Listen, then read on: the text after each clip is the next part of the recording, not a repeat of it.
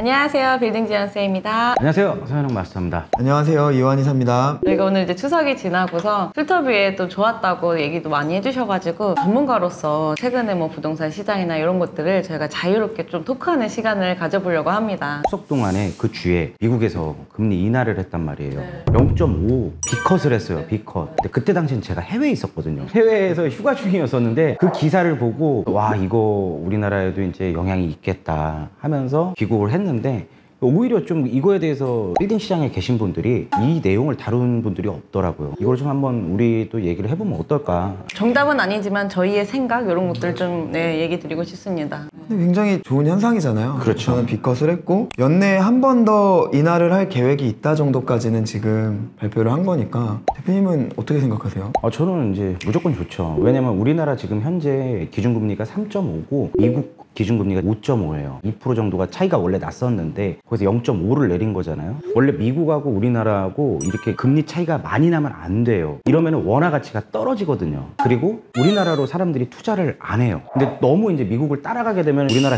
난리 나잖아요. 우리나라도 사실 이 고금리가 오래 지속이 됐었고 이제 내릴 때는 됐다. 지금 대출이 없으신 분들이 아마 없으실 거예요. 대출 없는 사람이 어디 있어요? 가장 많이 갖고 있는 대출이 가계대출 중에서도 이제 주담대가 있을 거지만 대부분들이 이제 신용대출이라든지 사업자 대출 이런 게 또 많단 말이죠. 이런 거에 대한 금리들도 올라가니까 진짜 가장 타격을 많이 입으신 분들이 자영업자들이죠. 자영업자들. 코로나 때 좀 저금리로 받으셨다가 맞아요. 엄청 올라가서 힘들어졌어요. 원래 뭐 예를 들어 500만 원씩 상환을 했으면 됐던 거를 갖다가 1000만 원씩 상환을 해야 되고 이자만 얘기를 하는 거지 사실 여기 인건비 상승된 거, 물가 상승된 거까지 다 합치면은 진짜 자영업자들이 요즘 굉장히 힘들다고 하잖아요. 이런 것들 하나하나 이제 잡아가는 거죠. 물가를 잡기 위해서 어쨌든 금리를 올린 것도 맞지만 내려와야 되지 않을까 하는 생각이 저는 이제 크죠. 은행에서는 뭐 이제 집값을 잡겠다 정부에서 이러니까 조금 눈치를 보면서 하고 있는 상황이긴 한데요. 어쨌든 올 하반기부터 시작해가지고 내년 정도면은 저희가 예상하는 대로 조금 내려오지 않을까라는 생각도 듭니다. 금리 인하가 단순히 그냥 호재라고만 생각했는데 의외로 미디어에서 부동산 투자에 되게 부정적인 시각이 많더라고요. 원래 그 부동산 투자라는 게 여러 가지가 있잖아요.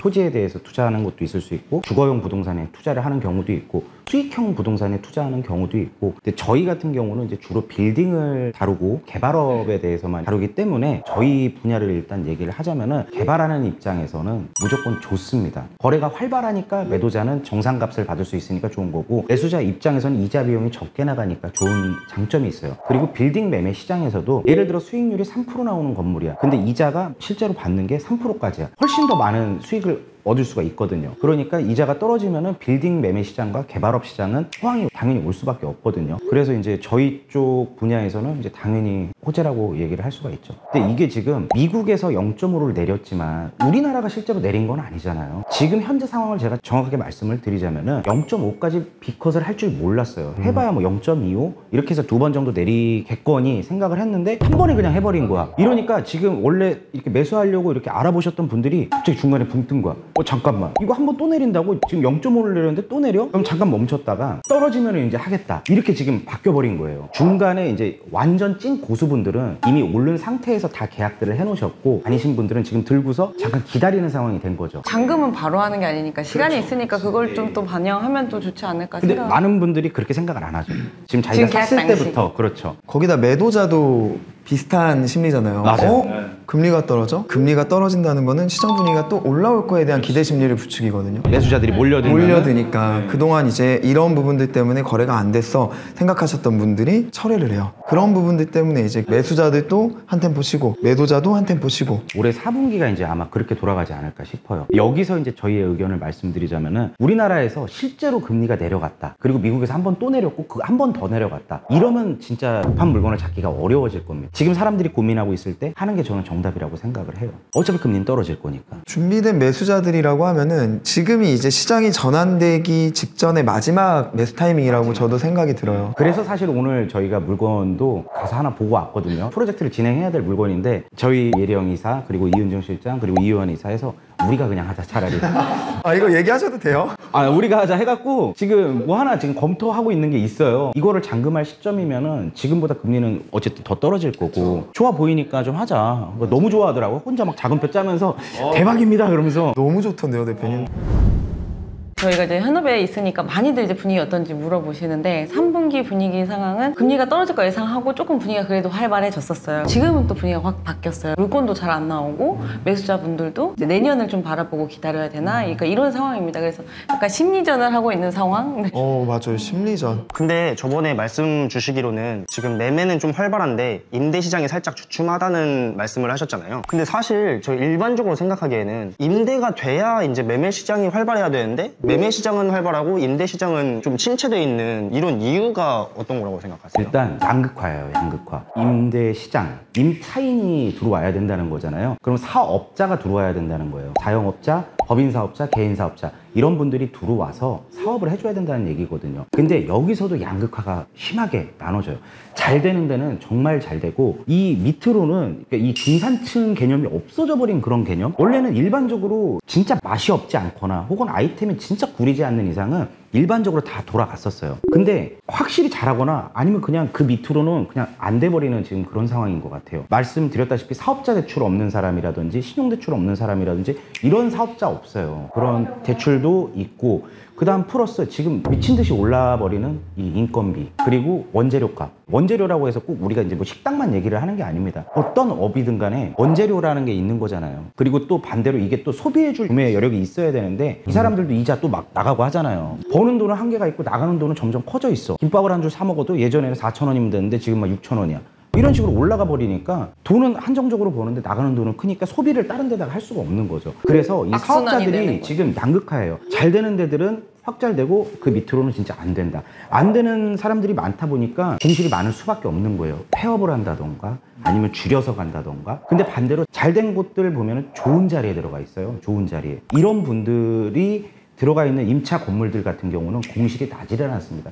갑질을 해요, 주인들이. 너 아니어도 들어올 사람 많어. 그런 데 같은 경우는 하도 이제 임대료 인상이라든지 이런 것들이 있으니까 이런 분들이 이제 오히려 다른 데로 이제 이동을 해서 이제 본인들이 사는 경우가 지금 많아요. 지금 공실은 진짜 문제기는 합니다. 문제기는 하지만 그런 거에 의해서 건물이 다 공실 나면서 그냥 망할 줄 알았어요. 근데 이렇게 잘 되던 사업자들이 건물을 사서 직접 쓰는 경우가 지금 요새는 많다. 이거는 되게 말씀드리고 싶고 또는 그때그때마다 되게 사업 확장하는 법인들이 있잖아요. 그때 유행하는 그런 아이템들. 그래서 그런 법인들은 오히려 또 이제 확장해서 또 이전도 하기도 하고 있어요. 그래서 진짜 약간 양극화가 심하다라고 근데 생각합니다. 데이터상 보면은 실제 지금 강남 임대 시장은 공실률이 낮고 지속적으로 임대료는 계속 상승하고 있어요. 매매 시장은 활발한데 이제 임대 시장은 좋지 않다라는 얘기가 결국 임대료가 상승하기 때문에 그거에 대한 비용을 절감하기 위해서 사옥을 매입하게 된다. 기업체들에서는 그런 내용으로 좀 정리해 볼 수 있을 것 같아요. 저번 술터뷰에서도 잠깐 말씀해 주셨는데 되게 안 좋아 보이는 것도 그냥 매매가 되는 시점이잖아요. 앞으로의 시장은 어떻게 될 것 같으세요?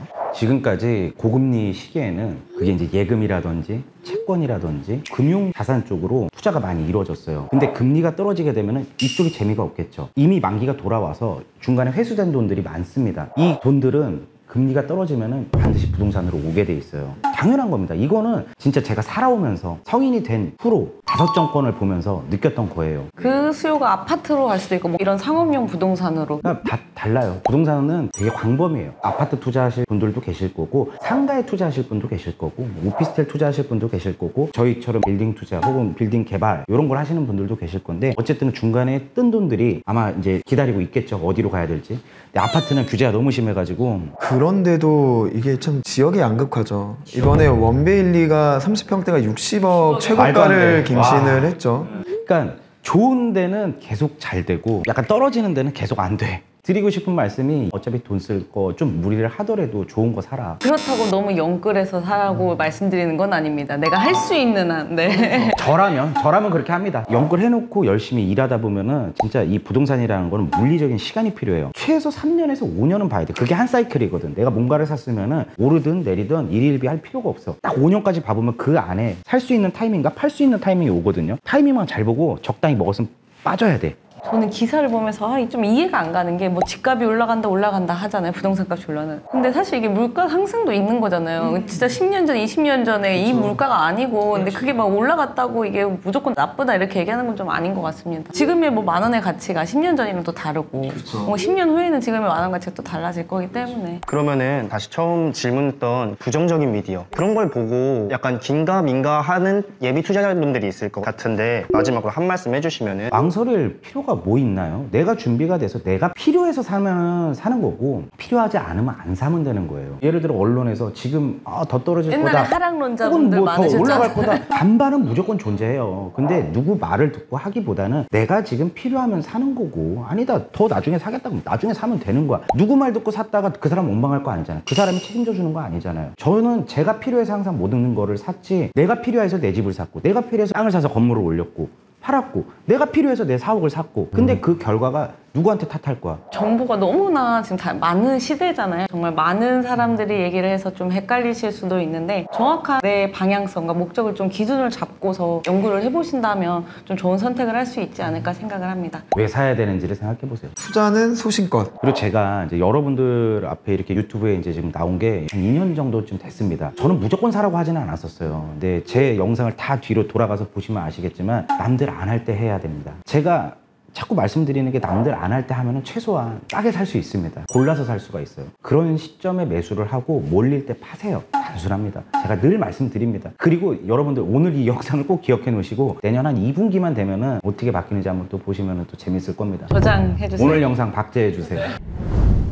네, 오늘 저희가 이렇게 좀 두서없이 뭐 얘기를 하긴 했는데요. 빌딩 시장에 대해서 이제 분위기가 어떤지에 대해서 좀 이렇게 얘기를 나눠봤습니다. 근데 아까도 말씀드렸다시피 정답은 없습니다. 정답은 없지만 우리가 예측은 해야 되는 거예요. 예측을 하고 대응을 해야 됩니다. 그런 과정 안에서 저희도 어쨌든 뭔가 이렇게 새로운 게 나올 때마다 빠르게 이렇게 좀 촬영을 해서 여러분들께 좋은 정보를 꾸준하게 드릴 수 있도록 하겠습니다. 오늘도 영상 시청해주셔서 감사합니다. 네, 감사합니다. 감사합니다.